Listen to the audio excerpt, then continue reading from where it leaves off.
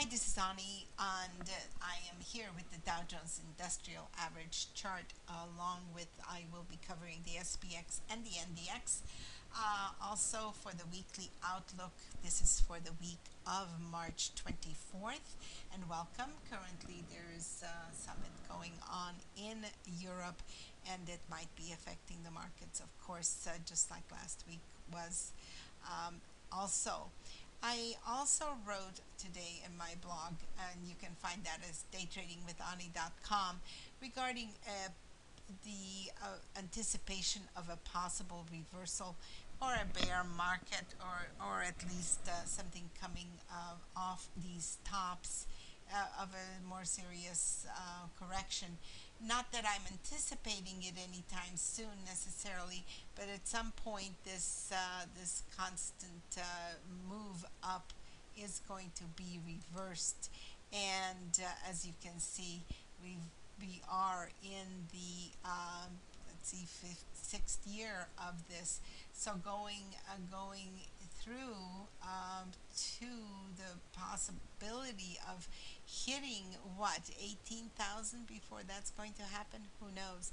But that certainly can happen, and as can a serious reversal and a retest of the previous high.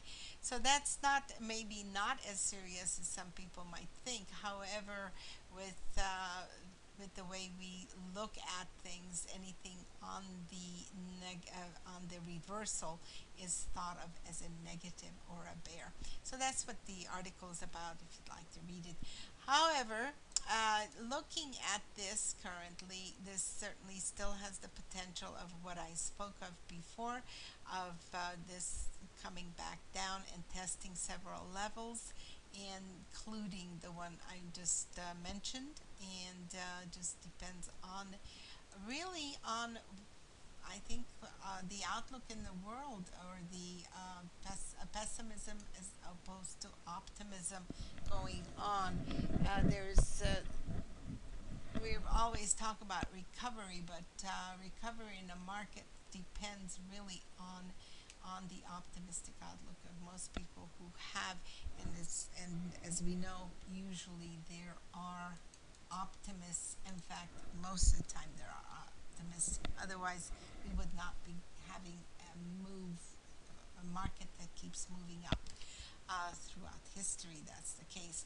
All right, let's see if there's anything here besides, a surprise that might be happening worldwide. There's this reversal test, and then a potential, then of course there would be a bounce, and then a continuation move up. Just patience needs to take care of this. This is the weekly chart, by the way. On the monthly, we still have an indecision. You see, this is basically an indecision. Don't know which way to go. Notice how much it's hugging this top box here from the month previous, and it's not quite hitting the previous all-time high, 16,588. It keeps pulling back and sticking with where it is.